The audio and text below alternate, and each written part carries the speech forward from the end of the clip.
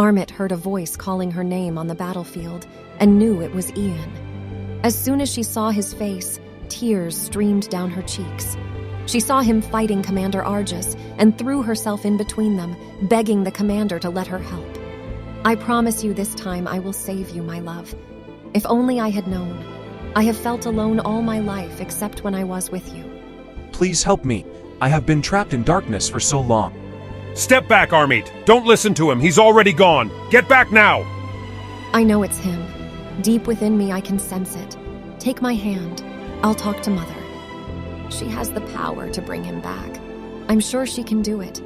She held him so tightly in her arms, and he gazed at her face, looking back at her, smiling, cocking his head to one side as if asking her, "Why are you crying, you silly girl?" The roughness of her hands and arms was no longer a sensation she felt, as the calluses and dirt on her hands had disappeared. She longed for the touch of her Eowyn, the sense of comfort and security he gave her, and his love. The sound of his heart beating in her chest, the sound of his breathing, the sound of his voice, all were gone.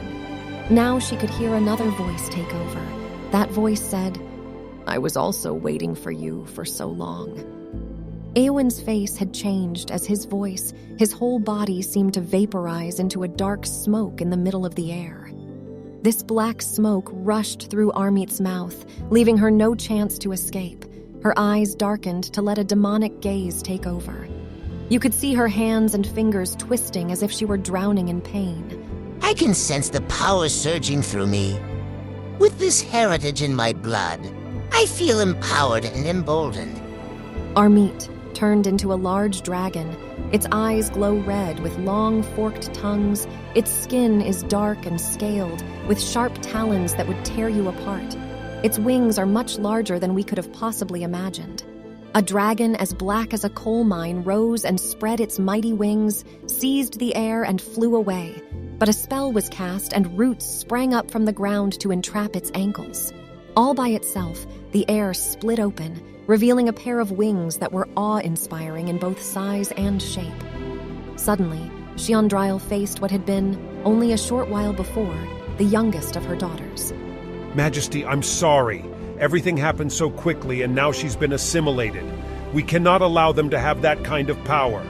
You certainly deserve to die for your lack of reaction, but I also know that your empathy towards Armit betrayed you.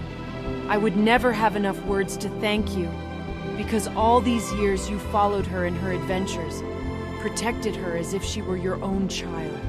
As she walked towards her daughter, the queen regained her human form. You, who have taken the flesh of my flesh, I command you to give your name at once. Argos takes pleasure in her suffering. I am the personification of pain, both physical and emotional.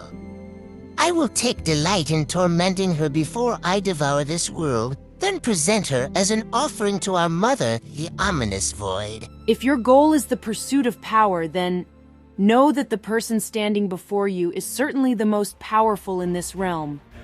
I can unleash the fires of hell, as well as can make you disappear into a black hole by muttering some incantations. I would be curious to know if the bastard god that you are would be competent to assimilate me. I would be happy to burn your so-called void world. I can sense the great strength in you, but why settle for something small if you could have the source of it all? The black mist came out of the princess's body and ran towards Shiondriel. The queen offered a reassuring gaze to Commander Argus, her eyes brimming with confidence and faith that he would take care of the situation. Her expression was one of comfort and assurance that all would be well.